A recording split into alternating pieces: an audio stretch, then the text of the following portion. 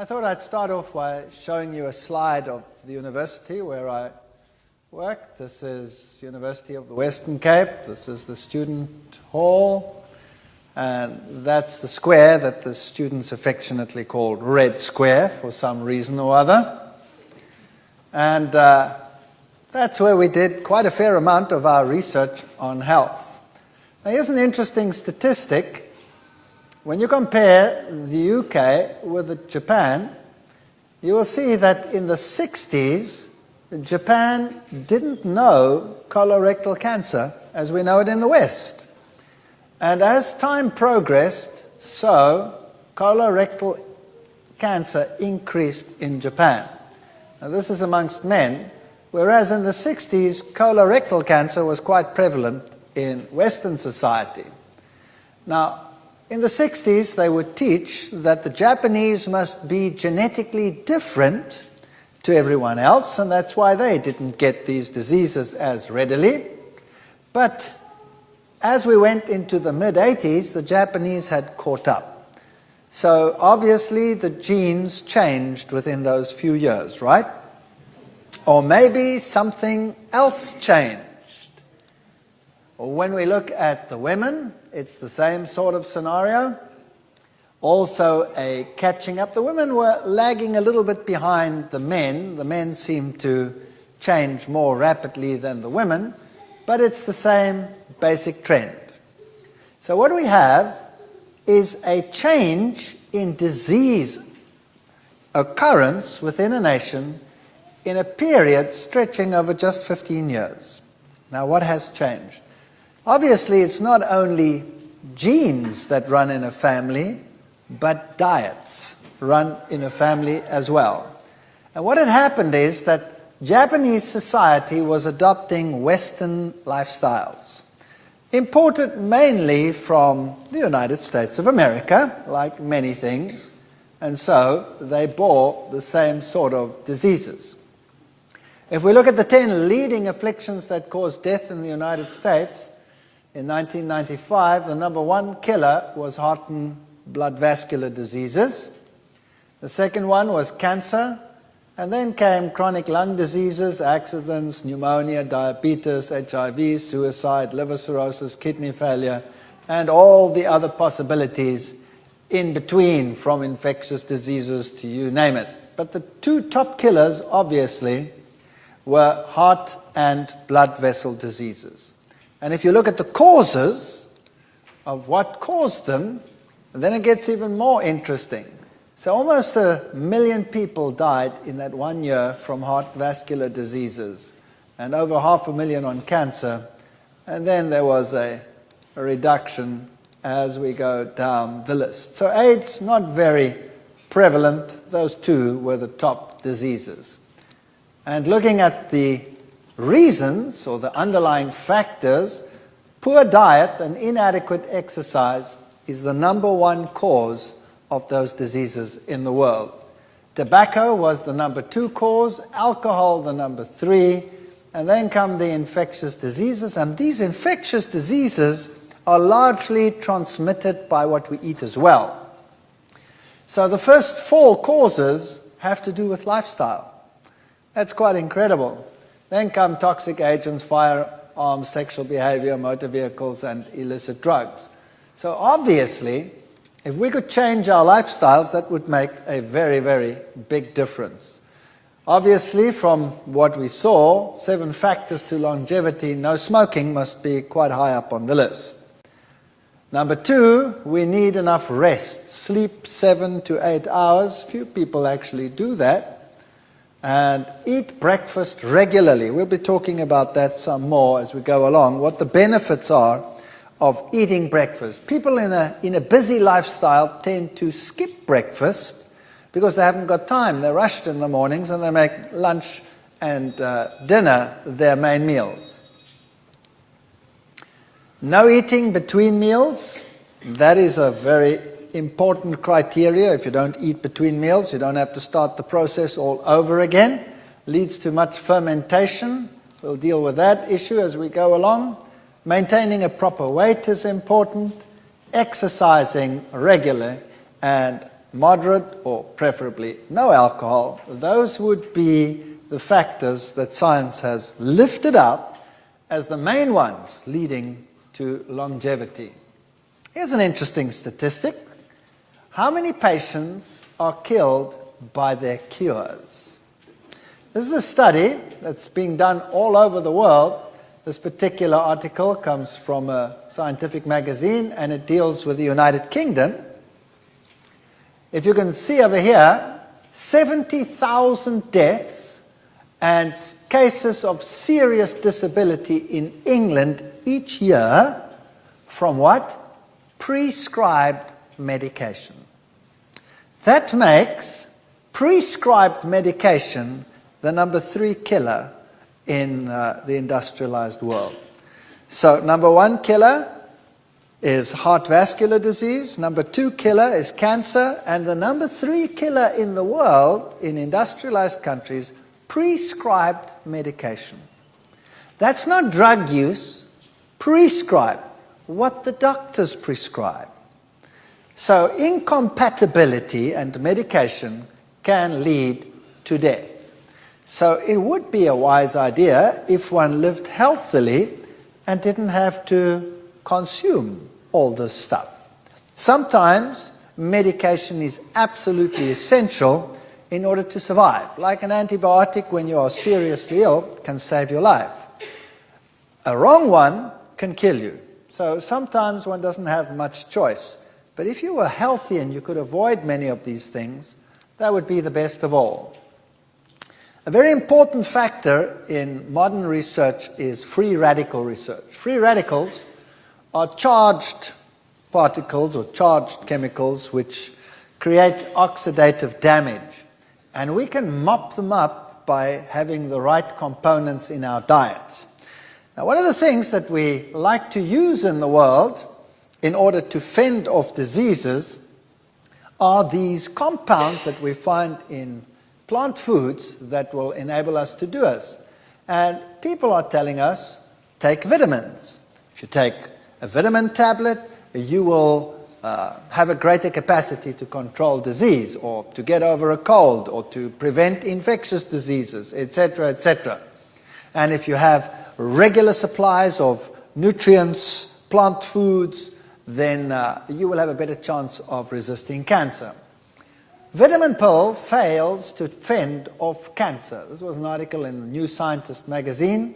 Taking a supplement of beta-carotene, for example, is not equivalent to eating a diet that is rich in fruit and vegetables.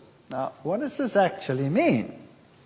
You see, people today live fast lifestyles. And they know that their vegetables are good for them. We always tell the kids, now eat your broccoli, and the kid says, bah, I don't want to eat my broccoli. Eat your carrots, and the kid says, bah, I don't want to eat my carrots. And so we have this problem. And in a fast food lifestyle where you don't have the healthy foods, the obvious thing is to say, give me a supplement.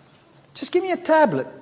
And then I can eat whatever junk I like, and I will take it as a supplement.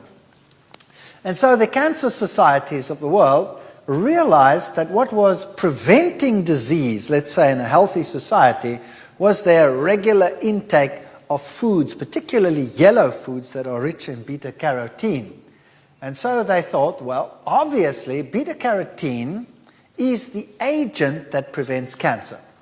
And so they made a tablet with beta-carotene and decided to sell it to people as a preventative for cancer. And the first test they did was to give it to people that smoked. And they sold these things as anti-cancer foods. Fortunately, you still have some laws in this country and other countries where they say you cannot make a claim that something will prevent cancer without scientific proof that it actually will do so. That makes sense, doesn't it? So what they did is they told the companies that they cannot state on their product, this will prevent cancer. You first have to prove that it prevents cancer. So 2 studies were done in the world, the Finnish studies and the Correct study, where they gave extracted beta-carotene to patients, to smokers, to prevent lung cancer. And the study was to run for a 10-year period, and they were convinced that those who took the beta-carotene would be protected against cancer. Well, they stopped the Finnish study after some 8 years because they started realizing something very strange. After a period of time, it became evident that those patients or those people, those smokers who received the beta-carotene actually had more cancer than those who got a placebo. That was interesting. So quickly they stopped the correct study, which was supposed to run for a number of years, 10 years. They stopped it after 4 years. And they did the statistical analysis, and lo and behold, the same thing. After just 4 years, it was very evident that those who received the beta-carotene had a higher incidence of cancer than those who didn't. Oops! So the tablet didn't do the trick. And this was a serious issue. So the magazines and the medical articles came out. Here's one in a German news magazine. Gefährliches Beta-Carotene, dangerous beta-carotene. And it will cause major problems and actually lead to an increased incidence of cancer. Well, why does this happen? Obviously, beta-carotene is good for you, because everybody knows that people with diets rich in beta-carotene are less likely to get cancer.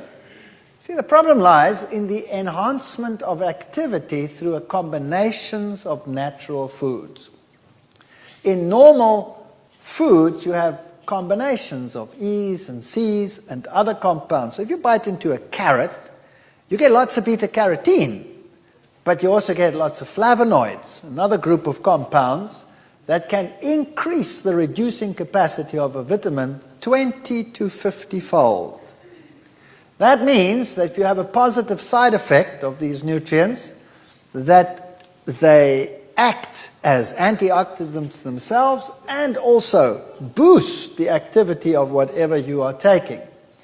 So basically, if you want to have vitamin E, the best way to take it is in a food that is rich in vitamin E. So for example, wheat germ oil is very rich in this product. 1 teaspoon, 83% of your recommended daily allowance. Sunflower seed oils, all the seed ones are rich in vitamin E. And they even list margarine, we'll come to these later. Blueberries are quite rich, mustard greens, soybeans, and wheat germs. And a list of the top 10 antioxidant fruits and vegetables are strawberry, plum, orange, red grapes, kiwi, grapefruit, white grapes, banana, apple, tomato. Those are the ones. But this doesn't mean that the others are not important. All of them are important. But these are very rich in antioxidants.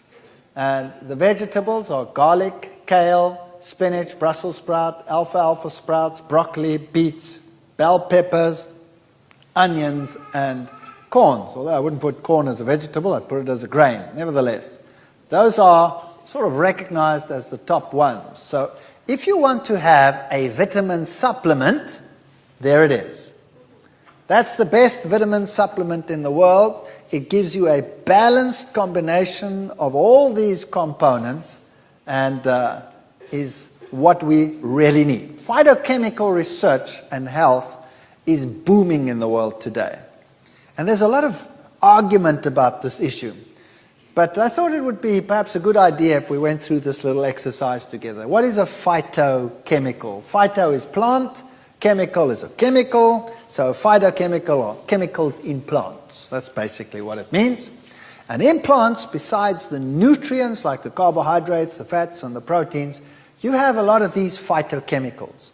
And some of these phytochemicals are anti-carcinogenic. They fight cancer and they prevent diseases.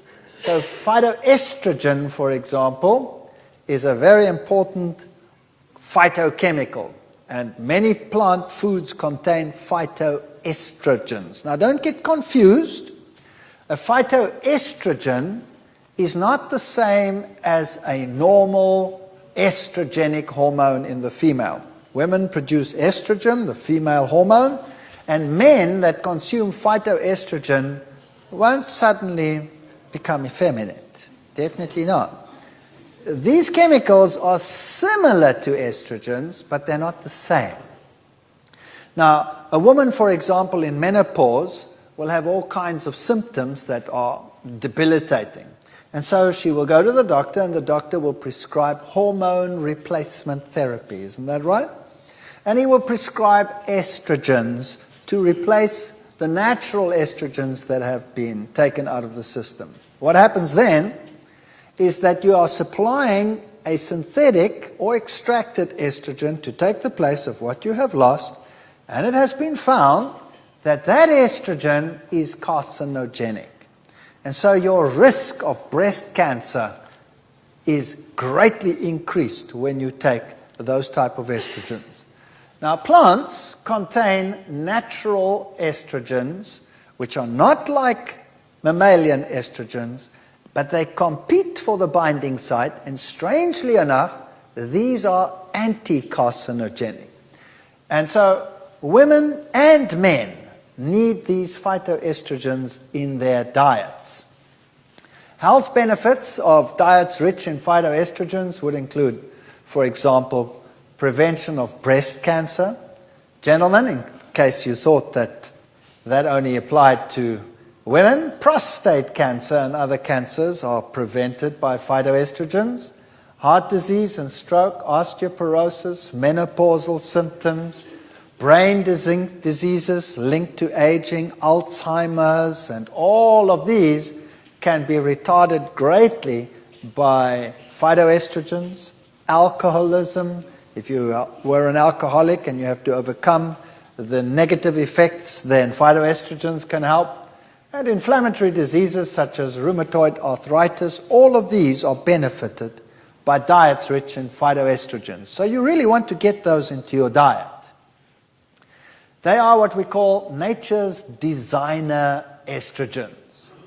Imbalances in estrogen are strongly linked to many major Western diseases, including heart disease, cancer, prostate, and breast cancer. And excess estrogen, that's normal estrogen that you would get in hormone replacement therapy, for example, can promote the growth of cancers. And you want to prevent that. So what can women do, for example, if they want to have a normal, relatively normal, healthy lifestyle when they get into their menopausal years without taking all these medications that can be so problematic? So what are phytoestrogens? Here's a little definition. Phytoestrogens are natural plant molecules similar in shape and size to human body estrogen, but not identical. And this slight difference means they don't have all the same effects of estrogen, and luckily, since some of the effects of estrogen can be nasty. So what do? They help to control dementia. That's people who do not remember things and develop age, loss of memory, and Alzheimer's disease, cognition, alcoholism, immune system, and then also the symptoms of menopause, hot flushes, menopausal symptoms, endometriosis, osteoporosis. All of those can be limited by phytoestrogens. Cancers, prostate, colon, breast, leukemia, all general cancers, skin cancer, inflammatory diseases, kidney diseases, cardiovascular improvements. So you can see that this is very, very widespread. Lately, because the name is phytoestrogen, there have been some articles which would suggest that plants rich in phytoestrogen can be a problem and cause disease, like, for example, the soybean. Of course, none of this is true, and reputable scientists over the world have recognized that there is some skullduggery there trying to undercut natural foods for the sake of some other industries. So don't believe everything that you read. If you want to know exactly what it is that has been isolated as the key component in some foods, for example, Brussels sprouts, has a compound which is known as sinigrin. And broccoli, sulforaphane, and also diethiotones, etc. So there are all the citrus fruit contains limolein, and so we have certain foods, phytic acid in grains, for example. These are some of the compounds that occur in these products. And they can work at different levels. They can either prevent carcinogens from actually doing their thing, or once they've actually initiated the cancer process, they can prevent it by preventing tumor promotion through oxidative damage or prostaglandins or steroids or any one of those. Here's a little list for you. Garlic, for example, is rich in sulfides, monoterpenes, triterpenes, phenolic acids. The herb teas in general are rich in flavonoids, glucerates, coumarins, phenolic acids. Soybeans can see a very good spread. Grains have a very good spread. Cruciferous vegetables, that's all your cabbage family. Cabbage and broccoli and Brussels sprouts and all of those are one of your best anti-cancer foods. In fact, if it wasn't for the cabbage, the Germans wouldn't exist anymore. And your umbelliferous vegetables, that's your carrots and your celery and your parsley, and all of those are also very, very rich in these foods. So yes, garlic is, for example, number one on the list of it in terms of power. But if you have a date, for example, you could go for the cruciferous and you'd find everything there in the cabbage family that you will find in the garlic. Every single one of those components. Perhaps not so much, but at least you don't blow your partner away. And here's some more of them. Citrus is quite good. Solanaceae, that's your potato and your tomato and all of those. By the way, gentlemen, the tomato is very good because it contains compounds which are anti-prostate cancer. So start including lots of tomatoes in your life. And curcubidaceae, I like these names. That's the pumpkin family. Anything from squashes through whatever. They're pretty good. Licorice, you can make teas from licorice. And flaxseed, we'll come to that in a moment. So this is your anti-cancer diet. Have a look at it. There it is. Anything that's a legume.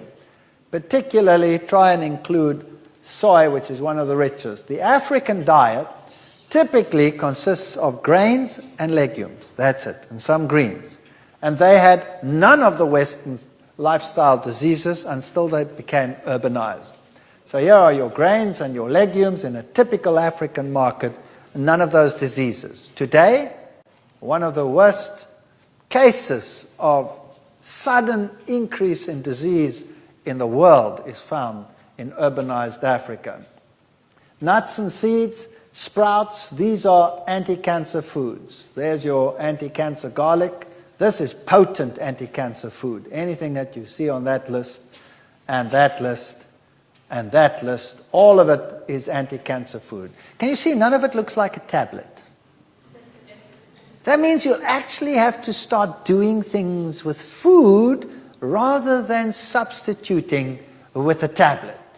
And learn to start living life with these foods. So the high anti-cancer foods are garlic, cabbage, licorice, soybeans, ginger, and carrots, celery, and parsnips. The medium ones are onions, herb teas, turmeric, citrus, whole wheat, flax, brown rice, tomatoes, eggplants, peppers, and all of the rest of the cabbage families beside cabbage itself. And then you can add there some of your grains and your condiments. So here's a summary of findings. Phytoestrogens and breast cancer. There's a wealth of evidence that phytoestrogens are protective against breast cancer. And here's a little graph for you in terms of prostate cancer. And breast cancer is very similar. This is the incidence of prostate cancer in China, South Korea, and Japan, as opposed to the UK, Australia, and the USA. It's pretty bad, eh? So, wow. Would one like to get prostate cancer? It's not a very nice cancer to have. So what's the difference? Why does China have such a low incidence, South Korea and Japan, and the Western countries look like that? Bowel cancer. High intakes of soybeans and tofu give an 80% reduced risk of cancer of the rectum and the lower bowels. 80%. Phytoestrogens can reduce the number of crypts, those are the little places that become inflamed and eventually form little tumors. Phytoestrogens may be effective only in blocking the early rather than the late stages. So you want to start having a lifestyle as soon as possible. And kids must learn to like these things. This is an interesting study that was done on skin cancer. You know, today they're telling you the sun is getting worse and worse, time to wear wide-brimmed hats, don't they? In Australia it became a law that you had to wear a wide-brimmed hat. They've taken that law away again now, I hear. Now why is that? Because people are getting more and more cancer. Here's what happens. Phytoestrogens can protect against the harmful effects of UV from the sun. In a study performed by the US Army, it was found that rats exposed to lethal doses of X-rays all survived if they were fed phytoestrogens in their diet, whereas those eating regular food all died. So the phytoestrogen genistein blocks the growth of skin cancer cells called B16 melanoma cells in mice. So here is a substance in the food that prevents skin cancer. And you can get it from soy foods. Remember this one over here. We'll talk more about genistein. Genistein is a very important component. It is as good in many cases as hormone replacement therapy that you get from the doctor. Estrogens have a protective effect on the brain. Alzheimer's disease. There are two main types of Alzheimer's. Early onset, which strikes anywhere from the age of 30 to 70. I know someone who's just 40 years old, who's got Alzheimer's disease, and you have to pen him in. He's like a child. He'll get undressed and he'll start walking down the street naked. It's pretty bad. And he's only 40 years old, and he was a headmaster of a school. And appears to be genetic. It often runs in family. More commonly, Alzheimer occurs late in life. It's more sporadic, and it is about 1.5 times more common in women than in men. And it seems to be more common in people living in urban rather than rural areas. Why? It's a diet question. Now, why is it more common in women than in men? You see, women have high estrogen levels. And then when they get older, when they start going into menopause, estrogen levels drop. They crash. And then they get the menopause symptoms, and then they get hormone replacement therapy from the doctors, which are carcinogenic. And the whole idea is actually very detrimental. Now, because their hormone levels drop so low, the protection that the brain needs, estrogens, is removed, and they're more prone to Alzheimer's disease. Men also have estrogen. We have everything a woman has. We just don't have the high levels that a woman has. But the man's estrogen level doesn't drop throughout his lifetime. It stays relatively constant. So we don't have that time period when we get old, when estrogen levels suddenly drop. And that's why men have a protection against Alzheimer's disease. Cancer of the uterus, there's a 54% reduction if you have foods high in phytochemicals. Stomach cancer, regions in Japan that have high tofu intake, for example, have the lowest rates of stomach cancer. If they eat a lot of salted fish, for example, they have high incidence of cancer. If they eat a lot of tofu, they don't have the cancer. It also boosts antioxidants, for example, vitamin C and vitamin E. Phytoestrogens also work as antioxidants, and they prevent us from making the bad kind of cholesterol known as LDL cholesterol. So, very, very good. It also improves the flexibility of the blood vessels. In your blood vessels, there are muscles and all kinds of layers, and the blood vessel has to remain flexible as you get older. it gets impregnated with fats and it gets less flexible. Well, if you have phytoestrogens in your diet, you can even get back to your normal responsiveness. So normally, as you get older, because the blood vessel gets less and less flexible, your blood pressure starts rising. If you have lots of phytoestrogens in your diet, your blood pressure can stay low.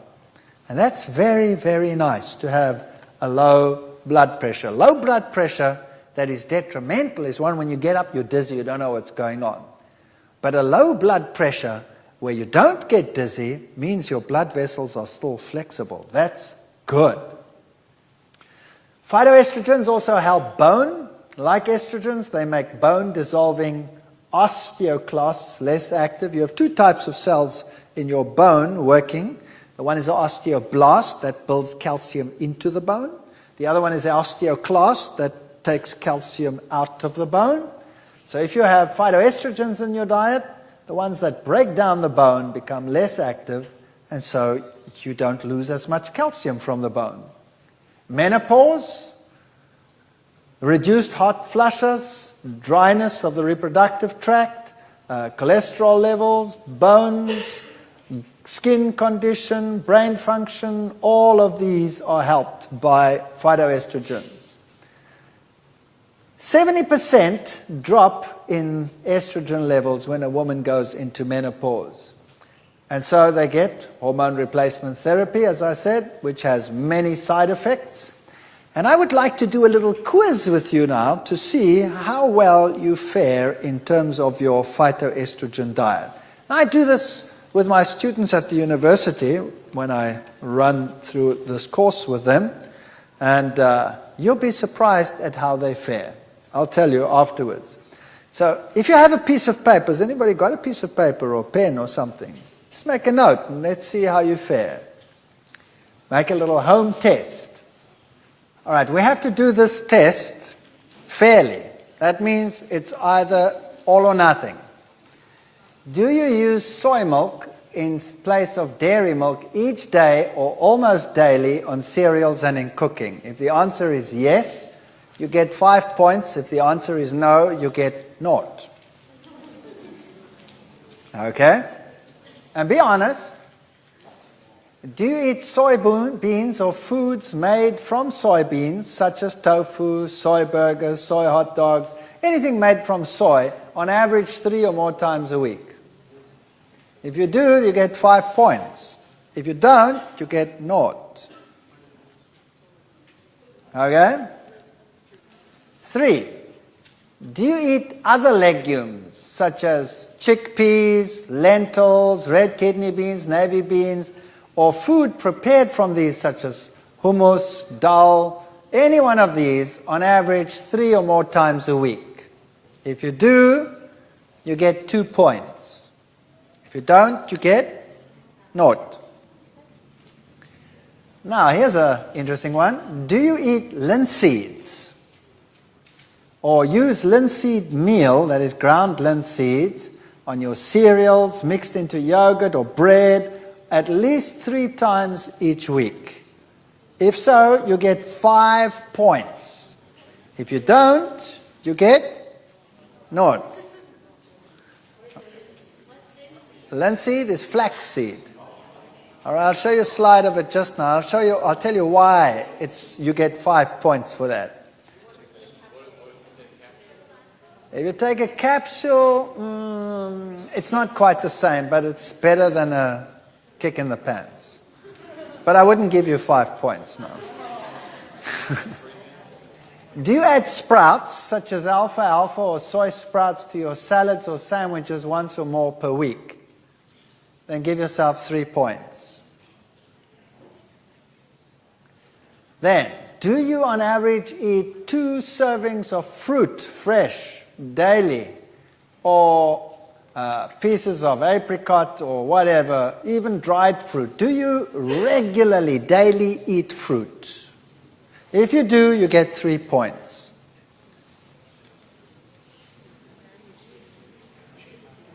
And then, do you on average eat at least 5 servings of vegetables of a variety of colors each day?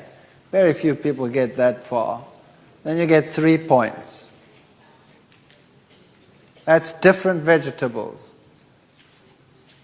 Then, if you use wholemeal grains, in other words, no refined flours, if you use wholemeal, 3 or more servings each day, everything whole grain. So that could be whole grain, it could be rye, it could be brown rice or wholemeal pasta, any one of those. Do you use them regularly? 3 points. If you eat nuts and seeds, nut butters, even including peanut butter, at least 3 times a week, you get 2 points. Then, do you mostly choose fresh juices, such as tomato or vegetable juices, in preference to soft drinks? If you do, you get a magnanimous 1 point. This is just a phytoestrogen test, okay? Do you drink herbal teas most days? If you do, you get another magnificent 1 point. If you don't, you get 0. If you use only virgin olive oil in your cooking, in place of margarines and things, or sunflower seeds, or any one of them, you get 1 point. Do you eat at least 30 types of food per day? Now remember, this sounds impossible, but let's make this simple. If you read the list of ingredients on any can of anything, it's long, even if it means just the herb. Like if you add some celery, or you add some parsley, or you add this or that, all these little things, a little bit of garlic, a little bit of onion, potato, it's not too difficult to get there. If you do all of that, you only get 1 point in any case. So I'll be nice to you, give yourself that point. Now, let's add up the score. Let's add it up. And let's see where we get.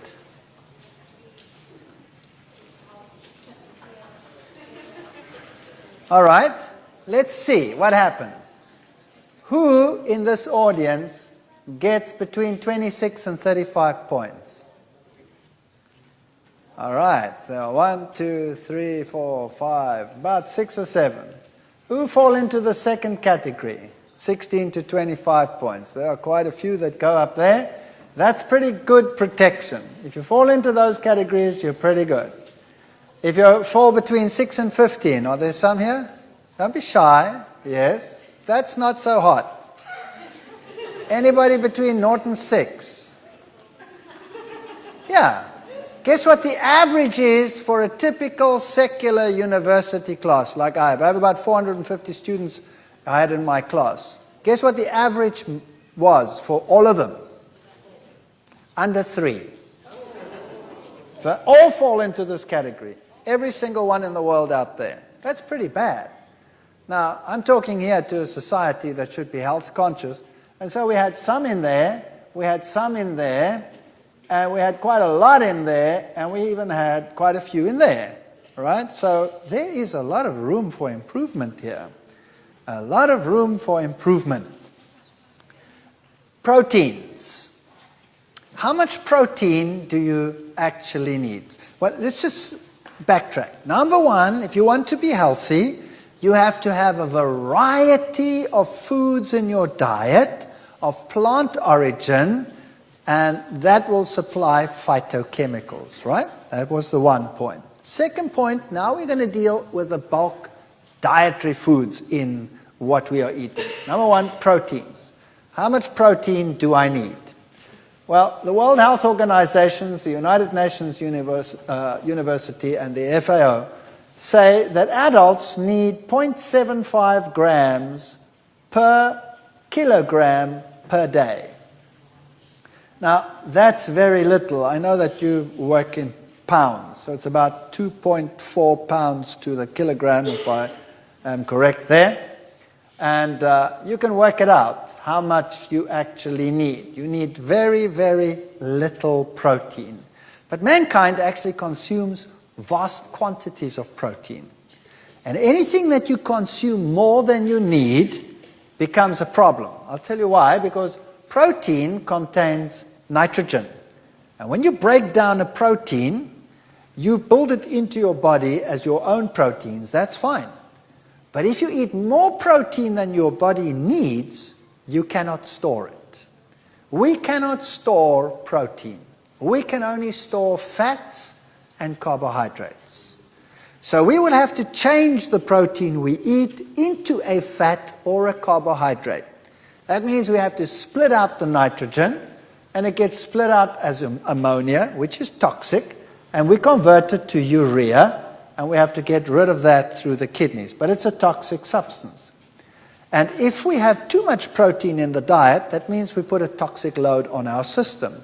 So better not to eat too much protein and rather eat more carbohydrate. Now what does the world teach you? That if you have a lot of carbohydrate, you're going to get what? Fats. Is that true? Or is it not true?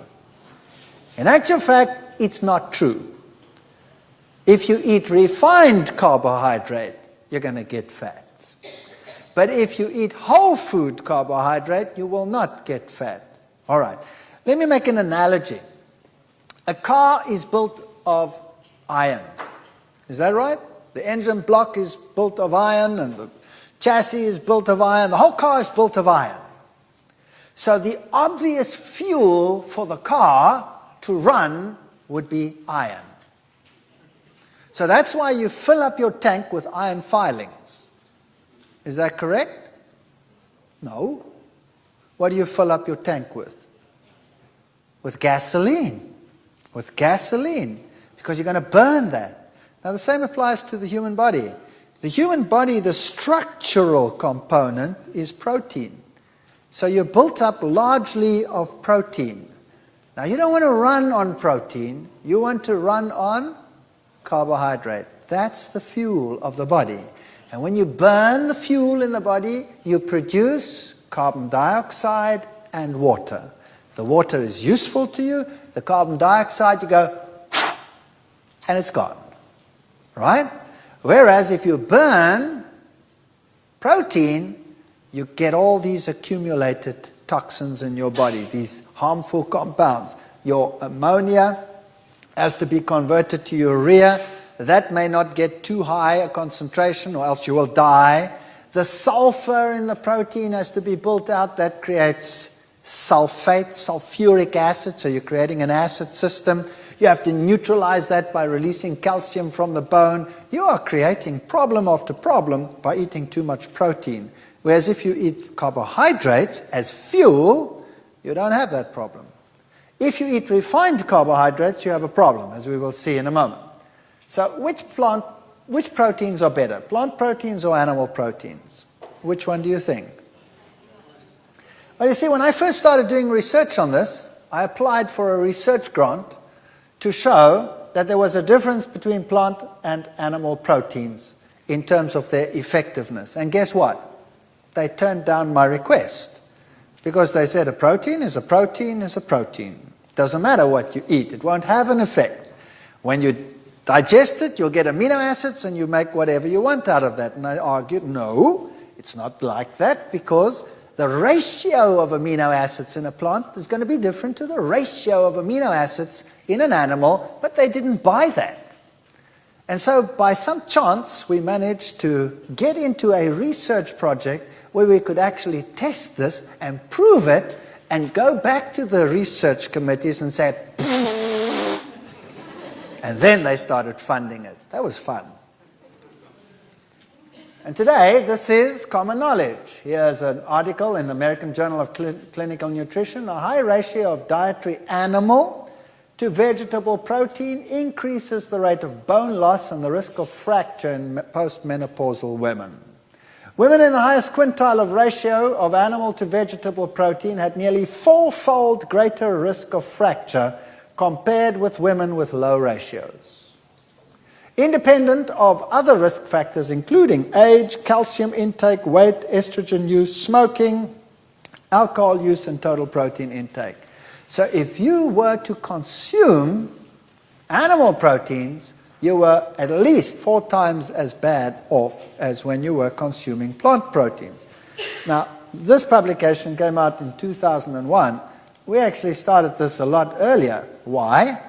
Because certain amino acids, for example, are rich in sulfur, like this one over here, cysteine and methionine. And if you have lots of those, and animal proteins have a lot of those, you place a tremendous acid load on the system. You see, plant proteins contain more branched-chain amino acids than do animal proteins, and they are easier to digest than animal proteins. If you have branched chains on your amino acids, then your protein is nice and loose. It's globular. If you have non-branched chains, you have a very compact protein. And in order to digest that compact protein, you have to punch it out. So you have to create a far more acid system in your stomach, for example, in order to do that, to unwind that protein so that your enzyme can start cutting it up. So, for example, if you had to have a diet high in protein but plant proteins, the pH in your stomach would never go lower than 4.5. If you put an egg in your stomach, it drops to 1.5. That's battery acid. Do you know that American society and Western society in general, their favorite product to buy and the number one product to buy is an antacid? Isn't that right? Don't they advertise antacids on your TV from morning till night? Absolutely. Why? Show me the animal out there in the world, an elephant or a gazelle or any one of them with a bottle of antacid tied to its back. There's only one creature that does that, and that's us. Maybe we're putting the wrong thing inside so that we produce all that acid. Maybe we should never do it. So, plant proteins have very high levels of an amino acid called arginine and glycine in the blood than do animal proteins. And these levels are associated with protecting against clogging of arteries, for example. So we did a little test, and we fed rabbits on diets which contained equal amounts of protein. The one group contained an 18% protein ration derived from soya, and the other one from casein. Now, what is casein? Casein is the protein you find in dairy products. So you'll have it in cheese and in milk and in all of those. And look, when they were fed soya, they had high levels of arginine. When they fed casein, they had low levels of arginine. Now, arginine is your detox amino acid. It helps you to get rid of the excess nitrogen. You want lots of arginine in your diet, and you only get it from plant foods. Glycine is the other one you want high. Soya gave a high glycine, and milk solids gave a low glycine at the same protein level. In fact, rabbits that were fed animal proteins develop arteriosclerosis. And they have elevated cholesterol, even if their diet doesn't contain any cholesterol. And by just giving them a little bit of plant proteins, you improve the situation. So vegetable proteins lowers cholesterol and raises it if you have animal proteins. There's the difference. Plant-based proteins, animal-based proteins, and you see a vast difference in cholesterol levels between the two groups. So overall, the healthier protein to take is plant protein. I'll just run through this quickly before we go to the next category. The 10 animal proteins that cause high cholesterol in rabbits, there's plant protein, doesn't cause high cholesterol. Egg white, pork, chicken, beef, fish, whole egg, casein, turkey, skim milk, and egg yolk. So obviously, the animal proteins were the problem, and plant proteins were much, much lower. When we look at the 10 plant proteins that cause low cholesterol, you'll see something interesting. None of them are really very high. That's the average animal protein. But look at this. Beans, faba beans and peas are very cholesterol reducing. So if you have a high cholesterol level, what is the best thing you can do to lower it? Eat some beans. It's in fact better even than some prescription drugs with none of the side effects. It really is worth your while to do that from. In our next session, we'll be dealing with calcium and where we get our calcium from.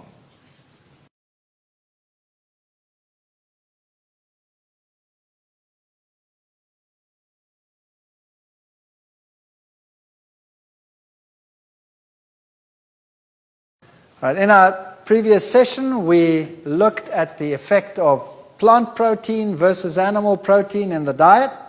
And now we want to look at what the effect would be on calcium and where we should get our calcium from. What does the world teach us? What is the best source of calcium in the world? Milk. You have to get your milk. Now, I'm not going to deal with that in detail. We'll be doing that tomorrow. There's an interesting lecture coming. Don't miss that for anything in the world. It's fun. It's called Utterly Amazing. But low absorption of calcium is what you get from milk. In milk, only 25% of the calcium in cow's milk is actually absorbed by the body. 75% goes in and straight up. Human milk, although it contains less than half the calcium of cow's milk, is a better source of calcium because of its high absorption. So here's a difference already. And then kale, that's that green cabbage leaf, turnip greens or sesame seeds are better sources for the same reason. So those are your good sources of calcium. Anything that's dark green is a good source of calcium. Have a look at the acid loads in food. Fish will give you an acid load of 7.9 milliequivalents per 100 grams. That's quite high. Bread will give you 3.5, flour 7, pasta 6.7. That's lower, but still reasonably high. If you come to meat, it goes to 9.5. Now, when you go to cheeses, low-protein cheeses, 8. And high-protein cheeses, that's mature cheeses, generally speaking, 23.6. That's a catastrophe. That's a catastrophe. How are you going to neutralize that acid load? The answer is fruits and vegetables give a negative acid load, so that is positivizing. But unfortunately, the body reacts to acid in one way only. When you get it into your diet, there's a hormonal response that kicks in, and you get calcium stress. So here is average urinary pH when you fed rabbits soy versus casein. This is an experiment that we did. And you'll see that soy gave you a far more alkaline urine than casein. I actually had my students go out and do a test. I made them test the acidity of saliva and of urine of vegetarians, non-vegetarians in the society, and I made them also test Rastafarians. Rastafarians are vegetarians who believe in their religious ritual that they must use a lot of marijuana and drugs, but they're vegetarian. And we found something very fascinating. All the vegetarians had an alkaline urine, and the non-vegetarians had an acid urine. And the vegetarians had an alkaline saliva, but not the Rastafarians. They had an acid saliva from the dope that they were taking. And the meat eaters had an acid saliva. So they were acidic from the word go. Total fecal calcium.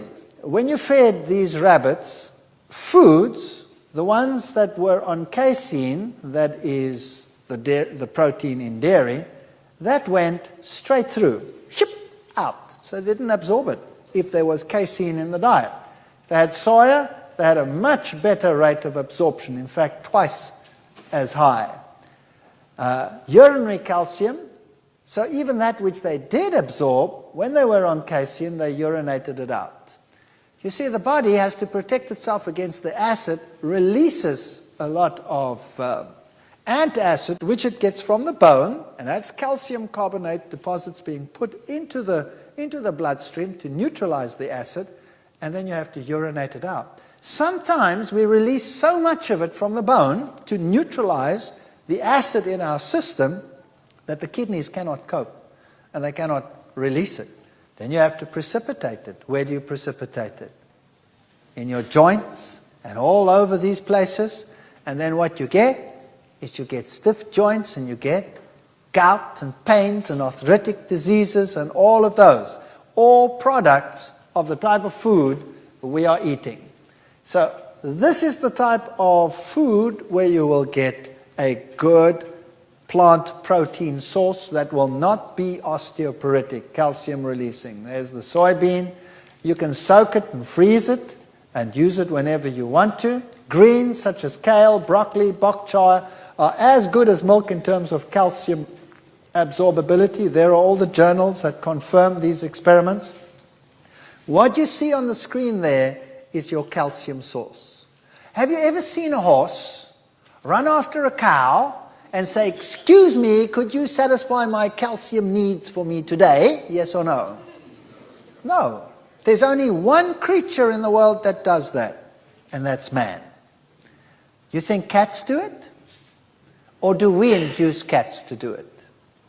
Did you know that the veterinary societies in the world have issued warnings, do not feed your cats milk, because they get kidney failure from the high acid load that it produces, and then they start urinating blood, and then your cat dies. So take away the plant proteins from your cat, and it will not get it. So not even a cat should have it. But humans, well, who cares? They can have it, right? So these are your calcium sources. Now, let's have a look how phytoestrogens help bone. Like estrogens, as we said, the osteoclasts become less active. So a woman is not likely to get osteoporosis while she is in the flower of her life, but when she goes through menopause, that's when the trouble starts. Isn't that right? And later on, when they fall, they break their hips. Now, there's a compound that you would like to get, and that is the compound genistein. You find it in soybeans, but somewhere else also. That suppressed the activity of the bone-dissolving cells. So you want to have that in your diet. Ladies, you want to have genistein in your diet. Where'd you get it from? Soybeans, amongst others. Several studies have confirmed that phytoestrogen genistein is almost as effective in preventing bone loss in animals as Premarin, which is one of the most commonly prescribed hormone replacement therapies. So genistein is almost as good as that.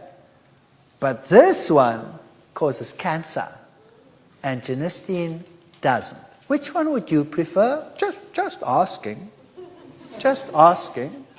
So how do you get enough of that? Do you know that seed? That's flaxseed. Flaxseed. Flaxseed is the highest source of genistein in the world. So if you eat flaxseed just like that, it goes in there and out the other side, and goodbye. So what do you think would be a good thing to do to flaxseed? Grind it. Put it in a liquidizer and go, then you have ground flaxseed. Put it in a bottle, put it in your refrigerator. When you have breakfast, when you have muesli or granola or one of those in the morning, take flaxseed, a teaspoon or two, and pour it over it. If you have porridge, put it over there. Put it in your bread, bake it in there. How many points did you get for flaxseed? 5. Now you know why. And men, it'll help you be more cognitive, help your brain function, prevent prostate cancer. So it's good for the men too. Improved mineral content and density in a bone. A Danish study which found that soy milk containing naturally high levels of phytoestrogen actually stops bone loss that would otherwise occur in women after menopause. Women who consume 2 glasses of soy milk daily, delivering 50 milligrams of isoflavones over the 2 years, did not lose bone from their spine. So it's advantageous to take soy milk rather than cow's milk. Cow's milk will cause bone loss. I'll prove that to you as we go on. We did a lot of research on osteoporosis. In an Australian study conducted at the Royal Women's Hospital in Melbourne, postmenopausal women experienced a 5% increase in bone mineral content when they ate 45 grams of soy grits every day for 3 months. Just including soy in the diet solves the problem. Estrogen impersonates blockers. So phytoestrogens are able to impersonate estrogen because of their similar molecular shape. And these phytoestrogens are very selective where they dock. In other words, the receptors that they go on. And we have receptors in the bone. We have receptors, women have receptors in the breast, men have receptors in the prostate, we have receptors in our blood vessels, we have receptors in the brain, and you want these compounds in there. There are 2 types of estrogen receptors. The one we call alpha, and the other one we call beta. And estrogens normally dock to both of these equally. So estrogens will dock to any one of them. But given a choice, phytoestrogens prefer beta. Now, this is interesting. This is very desirable since beta receptors are found in bone, brain, and blood vessels. So if you have a diet rich in phytoestrogens, if you put soy milk on your cereal in the morning or on your granola, that'll help your brain, your bone, and the breast. Women, you cannot afford to go without this stuff. And that's where you want it to work. By the way, Korean women are known for the fact that they don't experience the typical Western menopause symptoms. While the Western women are hot flushing and exhausted, the Korean women are, after retirement, off overseas on holidays. And, people say that all the soy will cause mental debility. Have you heard of that one? Have you ever read that soy products cause brain problems? The contrary is true. They say your kids will become stupid. My question is, why do the Koreans win the mathematics Olympiad every year? Because they are quite sharp up there, and their diet definitely contributes to that. Now, carbohydrates, what to avoid and not to avoid. These are 2 groups of rats. And they're equally old. These rats over here on the left are alive and well. They're being held by the tail there. You see they're pulling at their tail. They're investigating these that look like moth-eaten mothballs. The tails are limp. They are at the point of death. Now, what's the difference between these 2 groups? They're equally old and they ate exactly the same food. But this group over here lived only half as long as this group on the left. What was the difference? One difference alone. The group on the left got as much food as it needed. The group on the right could eat as much as it wanted. And they lived half as long. Not a good idea to eat continuously. Western society eats continuously. They have 1 meal a day, all day. Refined foods are what they normally eat.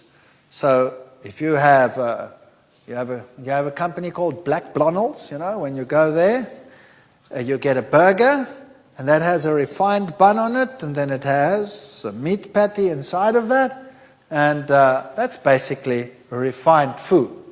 It's a devitalized food. It impedes the immune system. It's diabetic, carcinogenic.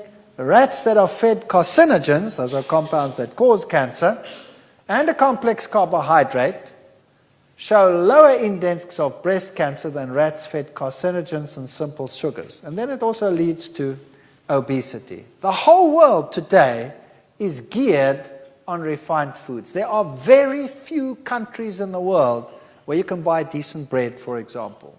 Germany is one of them. Germany has excellent bread and excellent laws in terms of bread. But you go anywhere else, go to the Middle East, go to Africa, come to the United States, you name it. I always say you need 2 loaves of bread to make a sandwich in the United States. You put whatever you put on the one and on the other, and you take the 2 loaves and you squeeze them together, you have 1 sandwich. It's just air and no fiber. In a typical grain, you have the white flour, then you have the bran layers on the outside, and then you have the germ. Now, in the old days, they used to put this in a stone mill, and they used to grind it. And everything was ground together and inseparable. These days, they don't do that anymore. Firstly, it's very labor-intensive. Secondly, you only get a little at a time, so you need something that's a lot faster to feed all the people that we have. So what do? They have roller mills, where they don't work with stones, but they work with rollers. So as the grain comes shooting in through the first rollers, the rollers are set so far apart that the grain is cracked, and it cracks the outer layers off, and they fall down on the one side in piles and piles and piles of bran. The white flour, then as the rollers come tighter and tighter together, comes sifting down and forms the white flour, and the germ, which contains the oils and the vitamins, like vitamin E, for example, and all of those, and the vitamins that are required in both of these layers to actually digest what's in the middle, like the vitamin B5, for example, in the bran, helps to digest the endosperm. Those fatty germ layers, they stick to the rollers because they're full of fat. And then they have scrapers on the rollers which scrape that off, and it comes off later as a big clump. And that's called the wheat germ. So now they have 3 packages, which you never had in the old days. You had 1 flour, stone ground, with all of those components in. Now you have 3. That's pretty good for industry. Number 1, it goes very fast. Number 2, you can now make 3 packages instead of 1. So they sell you the white flour, which makes you constipated, number 1. Number 2, it gives you a glucose surge. The glucose levels rise very quickly. Gives you all kinds of problems. So when you put it in the system over here, and it has to pass all the way down, there's no roughage to take it down. So when you go to the toilet, you have a veritable squeezing experience. And you have room for those magazines, so you have something to read while you are having this eye-popping adventure. Not a good idea. So they realize they have a problem. So what do they sell you? They sell you bran. And they say, here, have a high bran breakfast. And they give you all the bran for breakfast. Pathetic.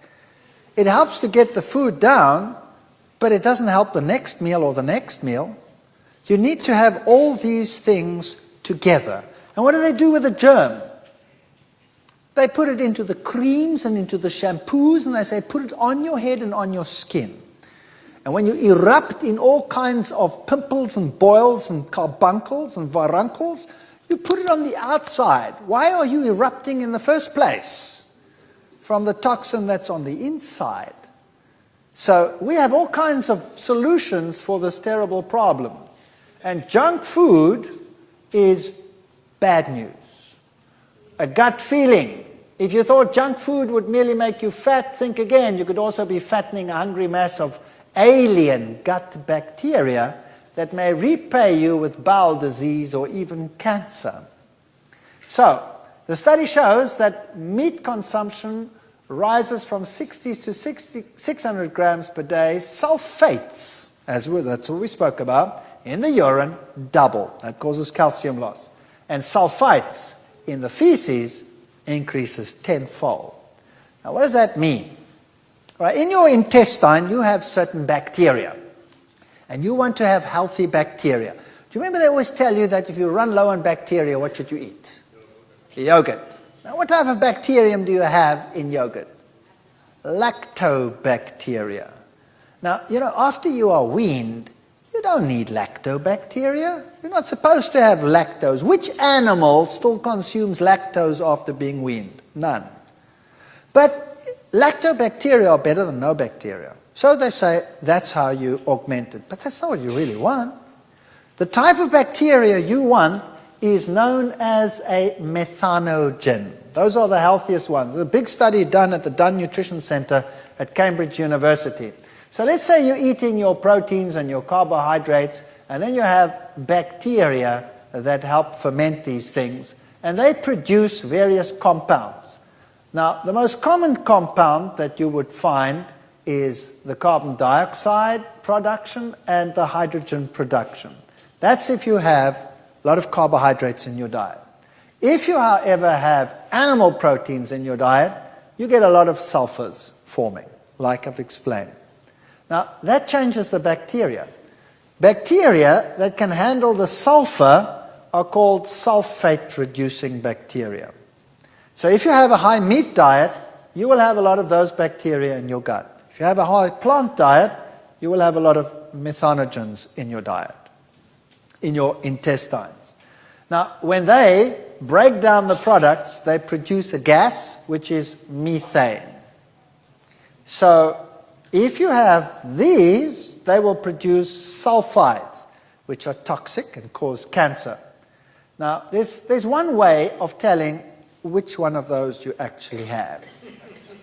Methane is explosive, but it's generally odorless, right? Whereas the sulfur ones contain, well, this noxious sulfur compounds. Have everybody ever dropped a stink bomb? That's hydrogen sulfide. It's pretty smelly. So if you are feeling airy one day, notice the aromatic experience, and that'll tell you what type of bacteria you largely have in your intestines. You can be explosive and odorless, that's fine. Sometimes if you eat abnormally or in between meals, you will also have acid production and you'll also have a shift in bacteria. To have a healthy gut, get methanogens in there. And if you explode, so what? Nobody will notice if it's silent. Here is colon cancer and mortality. This is roughage in the diet. And notice the more roughage you have in the diet, the lower the incidence of cancer. So you want that roughage to be in your diet. If you don't, you get what we call diverticulosis. This is what happens when you sit on the toilet and the eyes come out during the process. The same happens in your gut. You make balloons as you put the pressure on. And it forms little sacs. And eventually those sacs fill up with debris, and it can't get back, so it just hangs there, and then it gets inflamed and infected, and later you get colon cancer, and you get sick, and you're a big problem. Here's something else that's interesting. This is the response to a glucose meal. In other words, if you had to go and eat refined food, or kids, if you had to go and drink a glass of Coca-Cola, or drink a glass of any bubbly cool drink out there, the average Coca-Cola will contain 12 teaspoons of sugar per can. 12 teaspoons of sugar per can. Imagine the sugar load you give a little kid with a small body by knocking 12 teaspoons of sugar back in one go. What happens? Here is a glucose meal. Here's plasma glucose levels. So here's a glass of sugar water, and you're drinking it, and immediately up goes the glucose level in the blood. And then it has to be brought down, because if it doesn't get brought down, you will go into a coma. So the body responds by an enormous insulin release. So that's the response of insulin immediately after that glucose meal. And because the insulin level is so high, the glucose level drops like a rocket. And it drops to lower than normal resting level. Normally you're there, but because you've had too much insulin released, it now drops to that. We call that hypoglycemia, low blood sugar. And there is hardly an individual in the United States of America that doesn't suffer from hypoglycemia, because they have refined diets. Here's the same amount of sugar when you give a diet with fiber in it. So if you take that same amount of sugar and you added some oatmeal gum to that, or if you take a fruit juice which contains pectin, for example, which is a fiber, that fiber holds on to the sugar. So what happens is, it never gets that high. and your insulin levels never get that high, because that sugar doesn't go into the blood.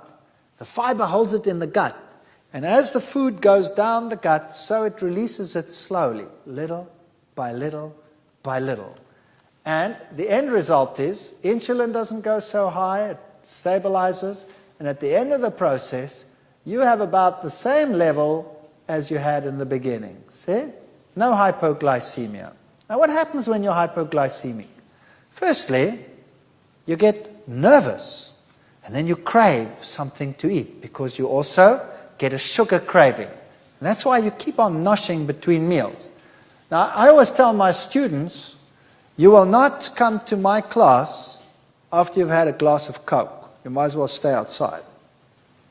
And you're not going to write exams for me if you ever drink a glass of Coke, because I will not take an excuse. I went blank. I couldn't remember anything. They always do that, right? Why they go blank? Because this is what happens. And they wouldn't believe me, so I said, well, let's test it. Let's get some rabbits. And we took some rabbits, and we gave some of them Coca-Cola, the equivalent of what a human would drink by mass. Now, the rabbits love it. And you know what? Some people say that's animal cruelty. And what do we do to ourselves? It's much worse. We do the exact same thing. That's what? Human cruelty? So is Coca-Cola human cruelty? So we give them a little Coke, and the rabbits drink it straight off the syringe. They go, and it's all gone. And some of them get water, and some of them get the same amount of sugar with pectin in, for example. That's the fiber in apple. And this is what happens. If they get Coke, we only have, the practical only lasts 3.5 hours, so I couldn't complete the experiment, but nevertheless was interesting. The high surge of blood glucose when they went on a diet here of plain glucose. Up it went. And then it came down slowly. After 3.5 hours, it still hadn't normalized. So that's okay. You have glucose levels in the blood. Glucose plus pectin, this one over here, started coming down nicely, regularly. Coca-Cola, boom, I even missed the peak there. Must have been up like that. Insulin surge and down. After 1.5 hours, they start going hypoglycemic. And that's when the student strikes a blank. Brain stops. Everything stops. So they start sweating. They start getting nervous, they shake, they have this warmness, pounding heart, increased heart rate, anxiety, shivering, freak. And then they say they remembered nothing. They also get confusion, drowsiness, weakness, difficulty in speaking, concentration, visual disturbances, and all of these symptoms. Not a good idea to have refined food. So Coca-Cola is really bad news, very bad news. If you should ever have to take something like that, make sure you do it with a meal. But Coke never. So, effect of food processing on blood glucose levels. The apple is the best way to consume the apple juice.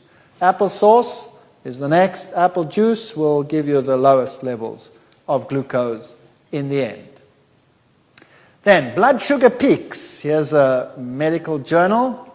Is also dangerous for your blood vessels.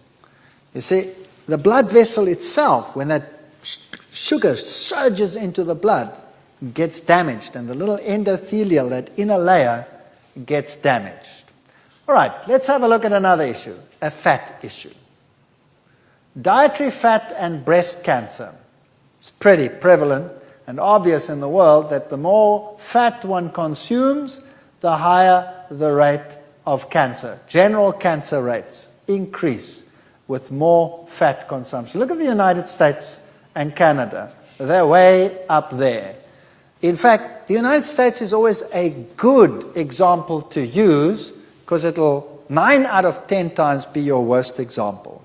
There are only 2 countries that beat you on one disease, and that is osteoporosis. Norway will beat you 2-1. And so will Holland, and Switzerland also beats you. But for the rest, you're right up there. You're winning everything these days. Here are UK figures from the 1940s. Notice, since 1940s, since the war, carbohydrate consumption has been coming down and fat consumption has been going up. And the same in the United States. Fatty foods, fatty foods. That, of course, leads to obesity. So if you want to know how well you are faring, then you just work out this little equation for yourself. Your body mass index. What is your weight in kilograms? What's a kilogram is what? About 2.2 pounds. All right? Divided by your height times your height in meters, that'll give you your body mass index. And if you look at it, a body mass index which is lower than 20, in other words, if you're thin as a rake, that is problematic. This is fathers who did not work due to illness in India. The thinner they were, the worse off they were. So you don't want a body mass index of 16 or 16 to 17. Once you start getting to 20, you're getting okay. Then you stay okay till about 26, 27, 28. Then it starts getting problematic. 30 is still okay. Once you have a body mass index of 32 or higher, then you have a problem. So you should be able to just work it out for yourself. Just take your weight and your height and divide. So that is bad news. Obesity and the risk of death from cancer. For example, average body weight and the percentage increase of death rate. If you are above average weight, just 20 to 30, it's not the end of the world. But once you start getting to 40% overweight, then you have a big problem. And women are always worse off than men.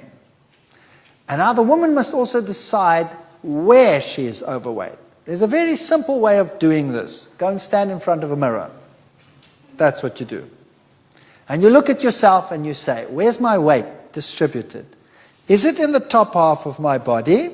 In other words, am I well endowed around here? Or am I well endowed around here?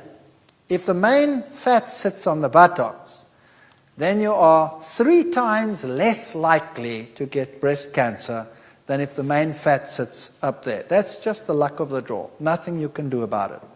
So, whole food energy is the way to go to prevent these diseases. Bananas, potatoes, legumes, grains, all of these foods. Partially processed foods like tofu, for example, are also very good still. Breads, whole grain breads, nuts, seeds, fruits. If you have lots of those in your diet, then you will have, number 1, high phytoestrogens. Number 2, the right ratio of protein, the right type of protein.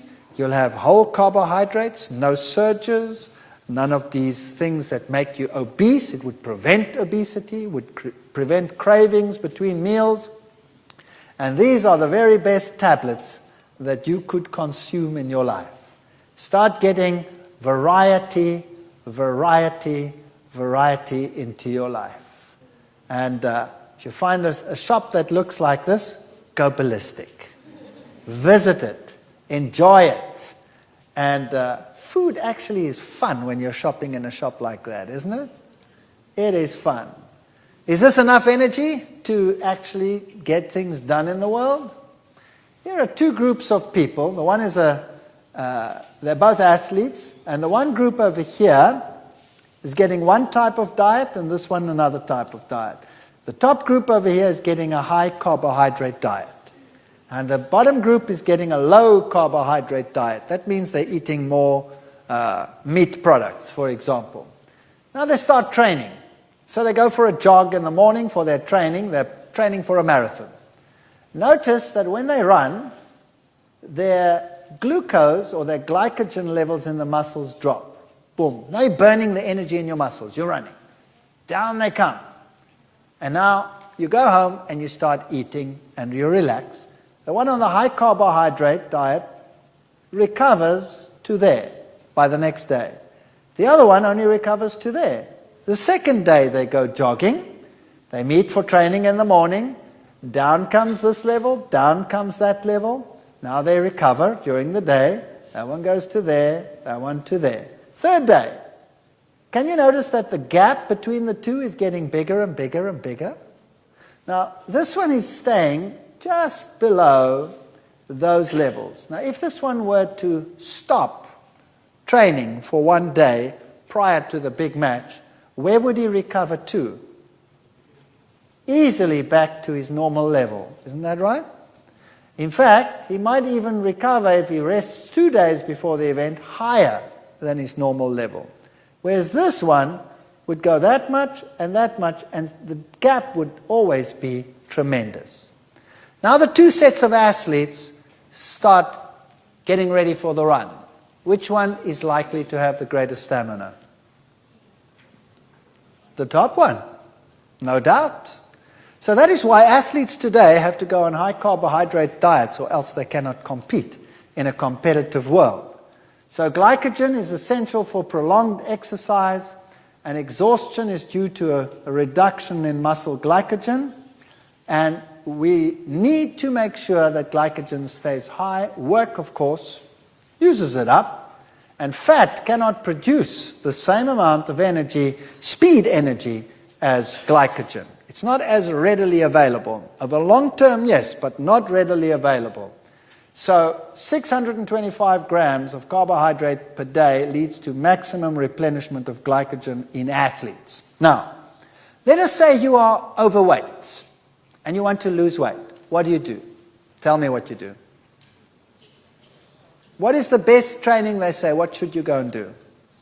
Go jogging, right? Or go and do heavy training. Today we know that that is no longer true. I've worked with these sports training institutes. We've done research projects that are amazing in this field. I want to tell you something very, very simple.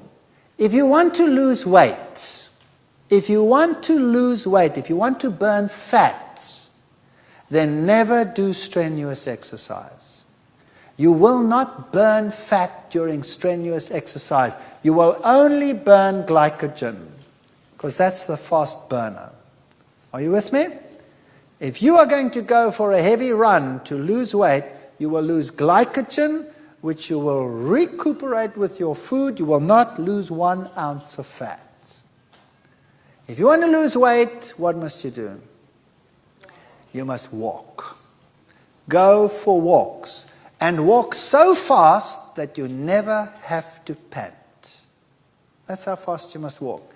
Walk on a steady incline, and that you work up a nice sweat after a long walk, but that you don't have to go. That's the way you lose fat. If you're going to train hard, you're not going to lose fat. You're going to lose glycogen. So, even 10 minutes of walking per day is better than hard exercise. And science has found out that short exercises, 20 minutes, 10 minutes per day, is just as good as people that train themselves half silly. Isn't that amazing? So if you want to lose weight, go for walks. And try and walk on steady inclines if you can, which is difficult in your country. If you want to have endurance, how do old tennis stars, how did Steffi Graf manage to stay there so long? She had to change her diet. How did Boris Becker manage to stay there so long? How did Carl Lewis manage to stay there so long? They all changed their diets. They all went on to vegetarian diets with plant power to animal power. Plant foods give you more endurance, more energy, more power than any other food. If I didn't have the diet that I have, I would not have the stamina to do what I do. I can walk, I can do all these things, and I'm so grateful. Before I changed my diet, I was fit, and I did sport, and I did all those things, but I would come home and I would say, I'm finished, I'm exhausted, my brain is dead. And I used to have that dull feeling from the diet that I had. I never have that feeling anymore. And that's because I concentrate on whole foods, and I suggest you do the same. So in our next lecture, we'll look at some additional things that we can look at. For example, foods that we eat that are not really foods, that we on a regular basis consume, and what the effect is on us.